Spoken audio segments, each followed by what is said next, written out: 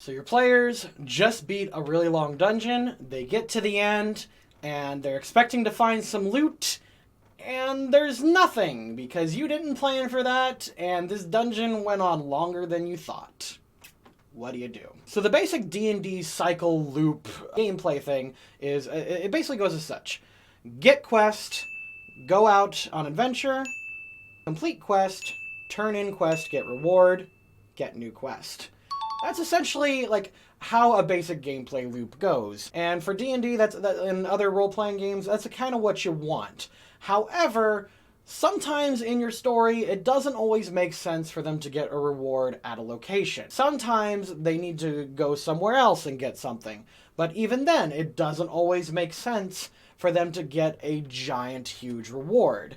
So, as a GM, you need to figure out other ways in order to give them something satisfying that they invested all their time in. If, for example, they spent 20 hours going through a dungeon and it ended up being a minor, basic baby dungeon that you didn't mean for them to take that long, and all they got was a +1 sword out of it, they're going to be a little bit annoyed. In fact, that's really likely.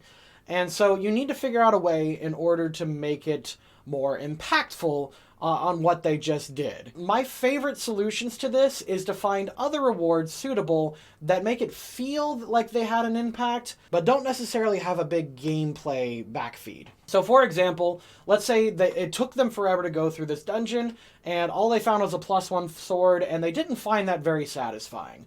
Well, let's say they leave the dungeon, and they're just kind of grumbling and complaining, and they go to the quest keeper and they say, hey, yeah, we did it, I completed this dungeon, and all I got was this lousy sword. They have that written on their shirts. Maybe have the quest giver go like, ooh, what did you find in this cave? And they're like, oh, we found some hieroglyphs or something silly. Maybe make it so that they go, oh, well, I don't have a reward for you, but maybe go tell, like, the National History Museum what you found. So they go to the National History Museum and they tell them about this dungeon, and like the curator gets really excited and they're like, oh my gosh, you found the lost city of blah, or like hints to it or something.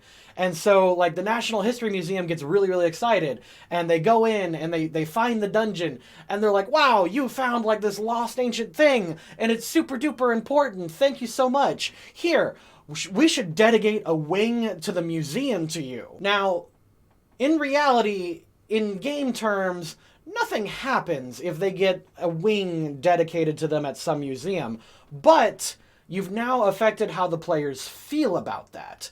Remember, game design and running a game and playing any kind of game is a very emotional experience. You want to feel like what you're doing is important, and you want to feel like you're having an impact.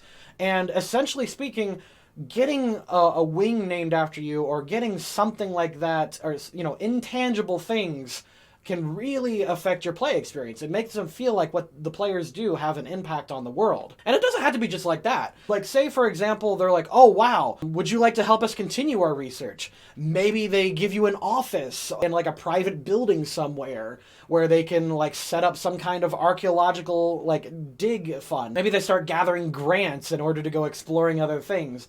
Like, make them really involved and make every action that they have some kind of consequence. Or maybe not necessarily a consequence, but have them have an effect on this, like, a faction or something. Like, things are changing and moving constantly. Everything's so dynamic because of what the party just did. Because they found these ruins, like, maybe they'd rediscover a lost language, and they're like, hey, if you hang out for, like, a couple weeks, we can learn this language together.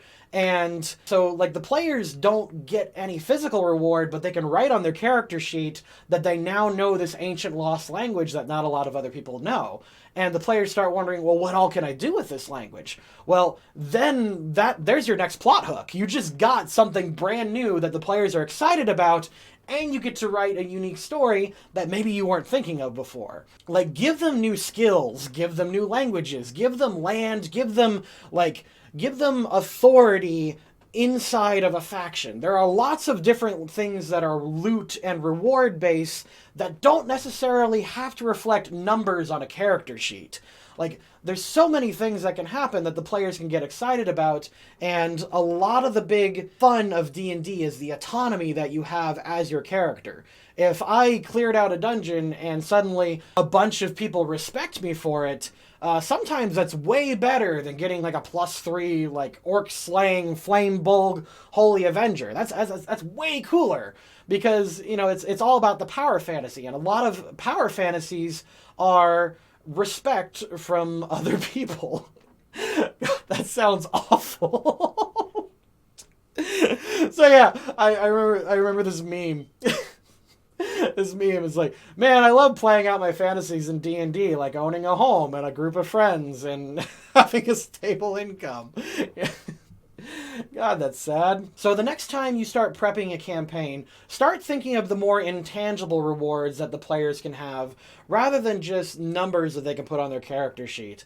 And if you want to check out a good campaign example that I've got for that, be sure to check out our Sands of Salabim and Sands of Horan series, where I actually start giving the party really esoteric rewards near the end of it. And with that, I'll catch you next time. Be sure to like and subscribe. Bye-bye.